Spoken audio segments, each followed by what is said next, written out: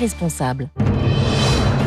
La matinale de Radio Classique avec David Abiker. Il est 8h43, vous êtes sur Radio Classique évidemment, et Franz-Olivier Gisbert est en face de moi. C'est notre esprit libre du jeudi, Franz, qui chaque jeudi repeint l'actualité à sa couleur, à son humeur, à son tempérament fougueux. Je précise que Franz-Olivier Gisbert vient de publier Sommes-nous dans un pays, la France est-elle un pays communiste, aux éditions, rappelez-les-moi d'ailleurs. C'est Plomb, hein. Plomb, absolument. Question ouverte. Collection en partenariat avec Radio Classique. Le pitch, comme dirait Thierry Ardisson, c'est ne dites surtout pas à la France que c'est un pays communiste. Ouais. Elle croit qu'elle vit dans l'enfer du néolibéralisme ou de l'ultralibéralisme, comme vous voulez. Je vais rebaptiser votre séquence. La France la France est-elle un pays communiste? Ce serait assez drôle. Oui. Bon, c'est une polémique qui fait rage aux États-Unis après les déclarations de Donald Trump contre le pape Léon XIV. Comment expliquez-vous cette offensive du président américain, alors que beaucoup de ses partisans sont eux-mêmes catholiques ou chrétiens? Oui, et d'ailleurs c'est au point que J.D. Vance a été appelé à la rescousse. Enfin, je sais pas s'il a été appelé, d'ailleurs, il a peut-être fait ça de son propre gré, c'est un converti récent au catholicisme, hein, et il a déclaré que le pape ferait mieux de se cantonner aux questions morales au lieu de faire de la politique. En critiquant par exemple d'ailleurs la guerre de Trump contre l'Iran, parce que c'est ça aussi qui a déclenché les foudres de Trump, c'est la déclaration du pape sur cette guerre atroce, et notamment sur les responsables de cette guerre qui avaient plein de sang sur les mains. Alors c'est intéressant la déclaration de Vance, c'est intéressant pour nous, pays laïcs, parce que qu'est-ce qu'il dit en fait Vance? Il reprend le précepte de Jésus, bien connu. Il faut rendre à César ce qui est à César et à Dieu ce qui est à Dieu. Hein, chacun chez soi, et les vaches seront bien gardées. Mais c'est le principe de la laïcité. Vous retrouvez ça dans ce qu'a dit Jésus, vous retrouvez ça dans les 3 évangiles, hein, vous retrouvez ça chez Marc, Matthieu et Luc. Et donc, apparemment, c'est quelque chose qui est très important dans la religion catholique. Et en fait, on peut presque dire que cette phrase, elle a donné naissance à la laïcité, à la française, et non pas au communautarisme, à l'anglo-saxon. Luc Ferry la cite de temps en temps le lundi, il dit le précurseur de la laïcité, c'est sans doute Jésus-Christ, cette phrase-là. C'est très... De ce point de vue, le christianisme, c'est différent des autres religions. Mais alors, moi, ce débat est très intéressant sur le pape. Pour être catholique, moi, je ne reste pas moins un esprit libre, comme dirait David Abiker. Et c'est vrai que Trump est indéfendable sur plein de sujets. Hein. Il dit un nombre de bêtises incalculables. Il dit n'importe quoi, disons, très souvent, notamment à propos de la guerre en Iran. Et quand même, il y a un petit sujet autour du pape. De ce pape, comme d'ailleurs de son prédécesseur, parce que ces gens, en fait, ils nous font regretter Jean-Paul II, vous savez, ce pape qui n'avait pas peur, ce pape très étrange d'ailleurs, un type... le Polonais qui s'est élevé contre le mur de fer. Mais il n'avait peur de rien, contrairement au pape, aux 2 derniers papes, il faut bien dire, qui sont un petit peu sur la ligne de ce que...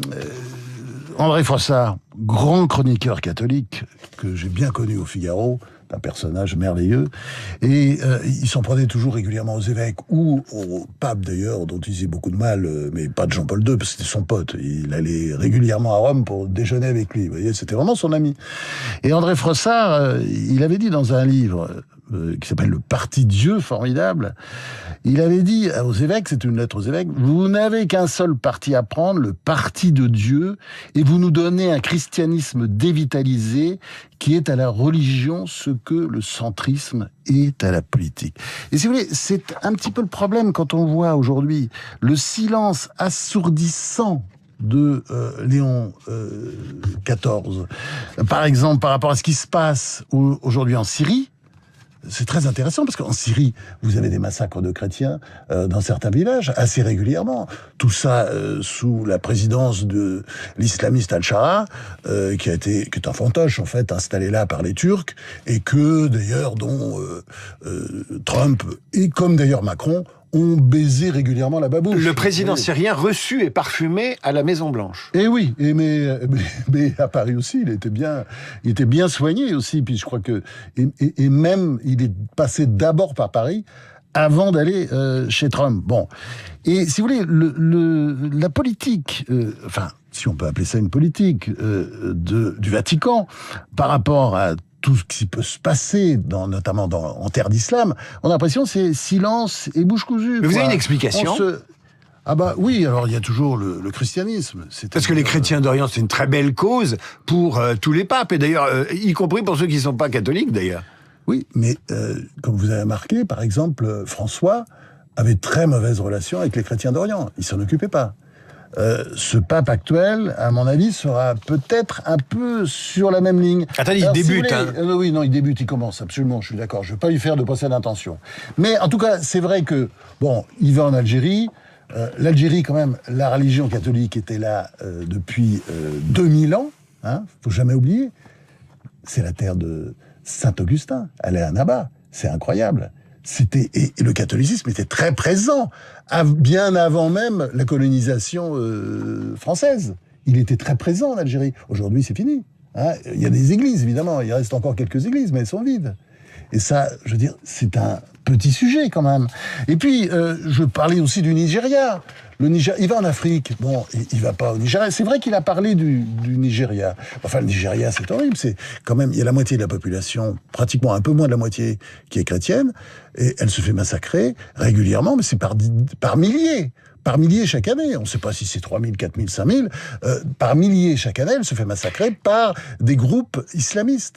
Donc Boko Haram. Le pape. Et donc le pape, il a dit oui. Oui, d'accord. Il a dit que c'était douloureux. Bien sûr. Non, il a fait quelques déclarations. Mais surtout, il a le temps pour lui. Oui. Qui trop embrasse mal étreint. S'il fait un catalogue de tous les endroits où les catholiques ou les chrétiens souffrent, son message sera peu entendu. Peut-être qu'il réserve ses sorties. Là, c'est la guerre en Iran. Peut-être la prochaine fois, ce sera autre chose. Les chrétiens d'Orient, on ne sait jamais.